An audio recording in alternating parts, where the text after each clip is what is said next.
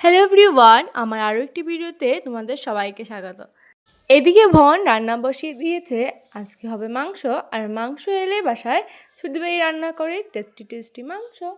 তো এদিকে রান্না বসিয়েও দিয়েছে ও, আর এই তো হয়েও গেছে। দেখেই কি লোভনীয় লাগছে, তাই না?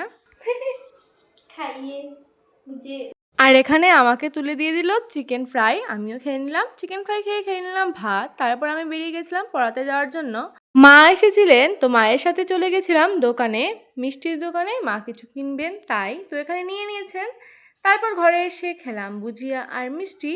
চলে গেলাম রাঙা পিসিদের ঘরে। তারপর তো এখানে সবাই মিলে গল্প চলছে, জমিয়ে আড্ডা দেওয়া হচ্ছে সবাই মিলে বেশ অনেকদিন পর। এদিকে রাঙা পিসি আবার দিকে বলেছেন একটা ফটো ওঠানোর জন্য, তো সবাই মিলে ফটো শটো উঠলাম।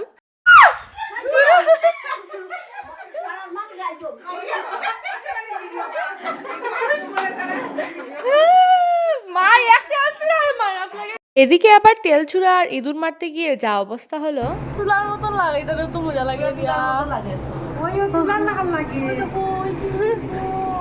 এসে আমরা সবাই মিলে বাইরে হাঁটাহাঁটি করছিলাম, তখনই দেখতে পেলাম গাছের মধ্যে সুন্দর সুন্দর কয়েকটি পাখির বাচ্চা রয়েছে।